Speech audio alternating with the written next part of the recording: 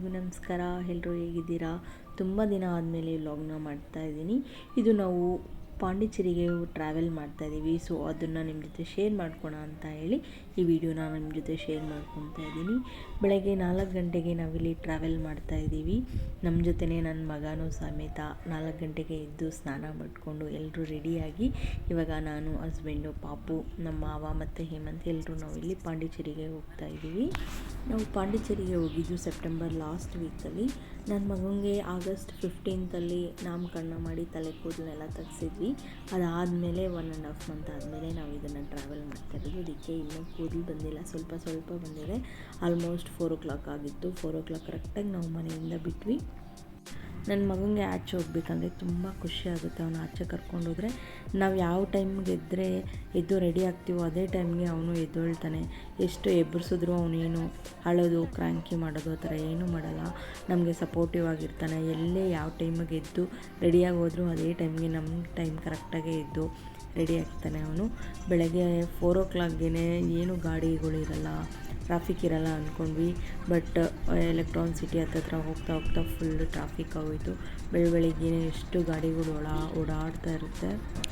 Electronic city ಬಿಟ್ಟಾಗ ಮಲಗಿದವರು next ಇವಾಗ ಇದ್ದು ಆಚೆ ನೋಡಿದ್ರೆ ಫುಲ್ ವೆದರ್ ಸಕ್ಕತ್ತಾಗಿತ್ತು, ಸೂಪರಾಗಿತ್ತು. ಬೆಳಗ್ಗೆ ಮಾರ್ನಿಂಗ್ ಚೆನ್ನಾಗಿತ್ತು.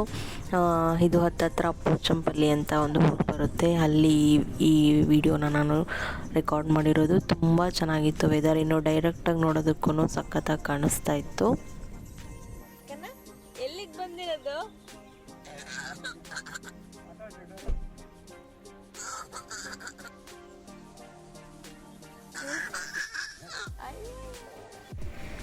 ಓಕೆ, ಅಂದಿವೆ ಹಂಗೆ ಅರುಣಾಚಲ ದೇವಸ್ಥಾನ ನೋಡ್ಕೊಂಡು ಹೋಗೋಣ ಅಂತ ಹೇಳಿಬಿಟ್ಟು, ನನಗೆ ಗೊತ್ತಿಲ್ಲ ಅದು ದೇವಸ್ಥಾನ ಅಲ್ಲೇ ಇರೋದು ಅಂತ. ಕ್ಯಾಶುಯಲಾಗಿ ಸುಮ್ಮನೆ ಹಿಂಗೆ ಮ್ಯಾಪ್ ನೋಡ್ತಾ ಇದ್ದರೆ ನಿಯರ್ ಒಂದು ದೇವಸ್ಥಾನ ಇದೆ, ಚೆನ್ನಾಗಿದೆ ಅಂತ ಗೊತ್ತಾಯಿತು. ಸೊ ಹಂಗೆ ಹೋಗ್ಬಿಟ್ಟು ಹೋಗೋಣ ಅಂತ ಹೋದ್ವಿ. ಅರುಣಾಚಲ ದೇವಸ್ಥಾನ ಹೋಗಿ ನಮಸ್ಕಾರ ಮಾಡಿಕೊಂಡು ಒಳಗಡೆ ಹೋಗಿ ನಮಗೆ 1.5 hour ದರ್ಶನಕ್ಕೆ ಟೈಮ್ ಆಯಿತು. ಜನ ಇದ್ದರು, ಫುಲ್ ಸುತ್ತ ಹಾಕ್ಕೊಂಡು ಹೋಗಬೇಕು ದೇವಸ್ಥಾನದೊಳಗಡೆ.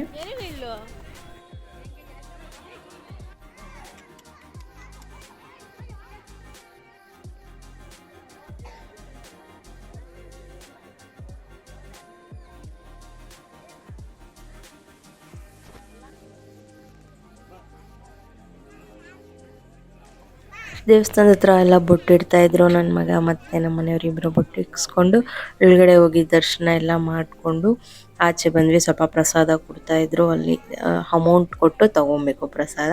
ಇಸ್ಕೊಂಡು ನಾವು ಡೈರೆಕ್ಟ್ ಪಾಂಡಿಚೇರಿಗೆ ಹೋಗಿ ಒಂದು ರೂಮ್ನ ಬುಕ್ ಮಾಡಿ ಅಲ್ಲಿ ಸ್ವಲ್ಪ ಹೊತ್ತು ರೆಸ್ಟ್ ತೊಗೊಂಡು ಆಮೇಲೆ ಸಂಜೆ ಹಂಗೆ ರೆಡಿ ಆಗಿದ್ದೀವಿ ಆಚೆ ಹೋಗೋಣ ಅಂತ. ಮಧ್ಯಾಹ್ನ ಊಟ ಮಾಡಿಲ್ಲ, ಸೊ ಅದಕ್ಕೆ ಇವಾಗ TTR ಬಾರ್ಡು ವಿಲೇಜ್ ಅಂತ ಒಂದು ಹೋಟೆಲ್ಗೆ ಹೋಗ್ತೀವಿ ನಾವು. ತುಂಬ ಚೆನ್ನಾಗಿತ್ತು, ಆಂಬಿಯನ್ಸ್ ಅಂತ ಸಖತ್ತಾಗಿತ್ತು. ಲೈಟ್ಸ್ ಎಲ್ಲ ಡಿಮ್ ಆಗಿರೋದ್ರಿಂದ ಡಿಮ್ ಲೈಟ್ಸ್ ಕೆಳಗಡೆ ಊಟ ಮಾಡೋದು ತುಂಬ ಚೆನ್ನಾಗಿರುತ್ತೆ. ಇವಾಗ ಹೋಗಿ ಫಸ್ಟು ಪನ್ನೀರ್ ಟಿಕ್ಕಾನ ಆರ್ಡ್ರ್ ಮಾಡಿದ್ವಿ. ಆಮೇಲೆ ಕೆಲವೊಂದು ಕರ್ಡ್ ರೈಸ್ ಅಂತೆ, ಸ್ನ್ಯಾಕ್ಸ್ ಅಂತೆ ಎಲ್ಲ ಆರ್ಡ್ರ್ ಮಾಡಿಕೊಂಡು ತಿಂದ್ವಿ. ನೆಕ್ಸ್ಟ್ ಇಲ್ಲಿ ಈ ಥರ ಒಂದು ಚಿಕ್ಕದಾಗಿರೋ ಒಂದು ಬೋಟಿ ಕೊಟ್ಟಿದ್ರು, ಅದು ತುಂಬಾ ಚೆನ್ನಾಗಿತ್ತು.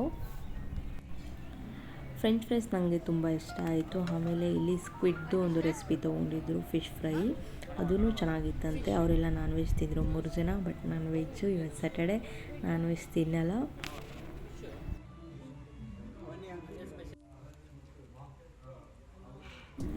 ಊಟ ಎಲ್ಲ ತುಂಬ ಚೆನ್ನಾಗಿತ್ತು. ಊಟ ಎಲ್ಲ ತಿಂದ್ಕೊಂಡು ಊಟ ಮುಗಿಸ್ಕೊಂಡು ಹಾಗೆ ನಾವು ಇವಾಗ ಬೋಟಿಂಗ್ ಹೋಗೋಣ ಅಂತ ಹೇಳಿ ಬೋಟಿಂಗ್ ಬಂದಿದ್ದೀವಿ.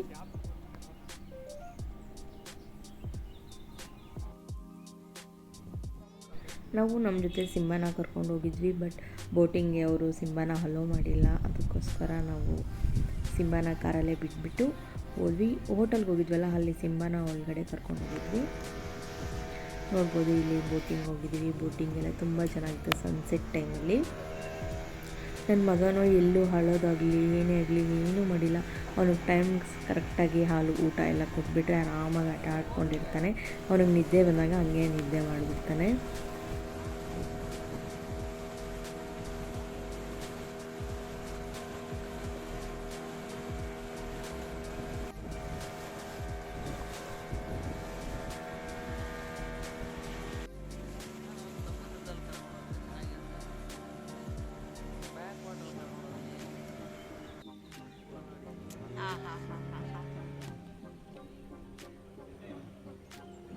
ನಾವು ಹೋಗಿರೋದು ಬ್ಯಾಕ್ ವಾಟ್ರಿಗೆ. ಬಟ್ ಇಲ್ಲೆಲ್ಲ ಚೆನ್ನಾಗಿದೆ ನೋಡೋದಕ್ಕೆ. ಒಂದು 5 ಮಿನಿಟ್ಸ್ ನಿಲ್ಲಿಸ್ತಾರೆ, ಫೋಟೋಸ್ ಎಲ್ಲ ತೊಗೋಬೋದು.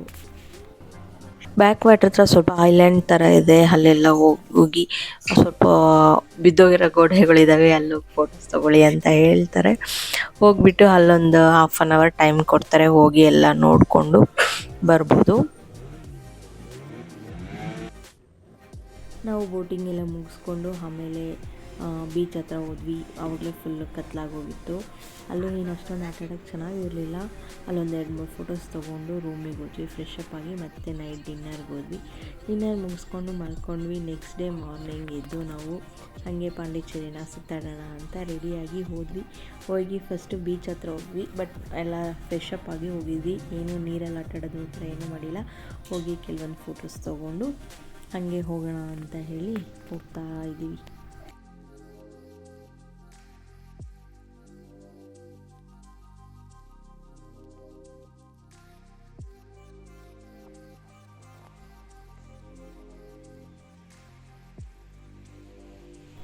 ಅಲ್ಲೆಲ್ಲ ಫೋಟೋಸ್ ತೊಗೊಂಡು ಆದಮೇಲೆ ಟಿಫನ್ ಮಾಡಿರಲಿಲ್ಲ ಇನ್ನೂ, ಸೊ ಅದಕ್ಕೆ ಟಿಫನ್ ಮಾಡೋಣ ಅಂತ ಹೇಳಿ ಹೋದ್ವಿ. ಬಟ್ ಅಷ್ಟೊತ್ತಿಗೆ 9 ಗಂಟೆ 10 ಗಂಟೆ ಆದರೂ ಇನ್ನೂ ಹೋಟೆಲ್ಸ್ ಇನ್ನೂ ಟಿಫನ್ ರೆಡಿ ಆಗಿಲ್ಲ ಅಂತ ಹೇಳ್ತಾರೆ. ಇಲ್ಲೆಲ್ಲ 11 ಗಂಟೆ ಮೇಲೆ ಅಂತ ಟಿಫನ್ ಎಲ್ಲ ಸಿಗೋದು. ಮುಗಿಸ್ಕೊಂಡು ಹೋಗಿ ಡ್ರೆಸ್ ಚೇಂಜ್ ಎಲ್ಲ ಮಾಡಿ ಬೀಚಲ್ಲಿ ಆಟ ಆಡಲೇಬೇಕು ಅಂತ ಹೇಳಿ ಡ್ರೆಸ್ ಚೇಂಜ್ ಮಾಡಿ ಇವಾಗ ರೂಮ್ ಎಲ್ಲ ಚೆಕ್ಔಟ್ ಮಾಡಿ ಇವಾಗ ಹೊರಡ್ತಾ ಇದ್ದೀವಿ. ಪಾಂಡಿಚೇರಿಯಿಂದ ಒಂದು 20 ಕಿಲೋಮೀಟರ್ಸ್ ಇದೆ ಸಿಲ್ವರ್ ಬೀಚ್. ಹಂಗಿಂದ ಹಾಗೆ ಬೆಂಗಳೂರಿಗೆ ಹೊರಡೋಣ ಅಂತೇಳಿ ಒಂದು ½ ಆಟ ಆಡೋಣ ಅಂತ ಹೋದ್ವಿ. ಬಟ್ 2.5 ಅಲ್ಲೇ ನಾವು ಟೈಮ್ನ ಸ್ಪೆಂಡ್ ಮಾಡಿದ್ದೀವಿ. ನನ್ನ ಮಗನೂ ತುಂಬ ಚೆನ್ನಾಗಿ ಬೀಚಲ್ಲಿ ಆಟಾಡ್ದ. ಬೀಚಲ್ಲಿ ಆಟಾಡಿ ಸ್ನಾನ ಎಲ್ಲ ಮಾಡಿ ಫ್ರೆಶ್ ಅಪ್ ಆಗಿ ಮತ್ತೆ ಇವಾಗ ಬೆಂಗಳೂರು ಕಡೆ ಬರ್ತಾ ಅಂದಿವಿ. ಅಲ್ಲಿ ಊಟ ಮಾಡೋಣ ಅಂತ ಹೇಳಿ ನಿಲ್ಲಿಸಿದ್ದೀವಿ. ಇದು ಕ್ರ್ಯಾಬ್ದು ಸೂಪು ಚೆನ್ನಾಗಿತ್ತಂತೆ. ನಾನು ಅದೆಲ್ಲ ತಿನ್ನಲ್ಲ. ನೆಕ್ಸ್ಟ್ ಇದು ಚಿಕನ್ದು ಐಟಮ್ಮು, ಇದು ನಾನು ತೊಗೊಂಡಿದ್ದೆ. ಇದು ಚಿಕನ್ದು ತುಂಬಾ ಚೆನ್ನಾಗಿತ್ತು. ಇದಾದಮೇಲೆ ಫಿಶ್ನ ತೊಗೊಂಡಿದ್ರು. ಬಟ್ ಈ ಫಿಶ್ಶು 700-800 ಇರಬೇಕಿದು ಕಾಸ್ಟು.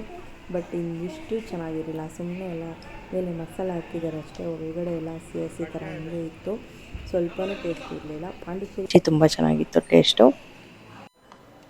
ನೆಕ್ಸ್ಟ್ ನಾವು ಊಟ ಮುಗಿಸ್ಕೊಂಡು ಬೆಂಗಳೂರು ಕಡೆ ವಾಪಸ್ ಬಂದ್ವಿ. ಈ ವಿಡಿಯೋ ನಿಮ್ಗೆ ಏನಾದರೂ ಇಷ್ಟ ಆಗಿದ್ರೆ ಲೈಕ್ ಮಾಡಿ, ಶೇರ್ ಮಾಡಿ. ಇನ್ನೂ ನನ್ನ ಚಾನಲ್ಗೆ ಸಬ್ಸ್ಕ್ರೈಬ್ ಮಾಡ್ಕೊಂಡಿಲ್ಲ, ದಯವಿಟ್ಟು ಸಬ್ಸ್ಕ್ರೈಬ್ ಮಾಡಿಕೊಂಡು ಸಪೋರ್ಟ್ ಮಾಡಿ. ಕೆಲವೊಂದು ಫೋಟೋಸ್ನ ನಾನಿಲ್ಲಿ ಇನ್ಸರ್ಟ್ ಮಾಡ್ತೀನಿ, ನೀವು ನೋಡ್ಬೋದು. Thank you for watching.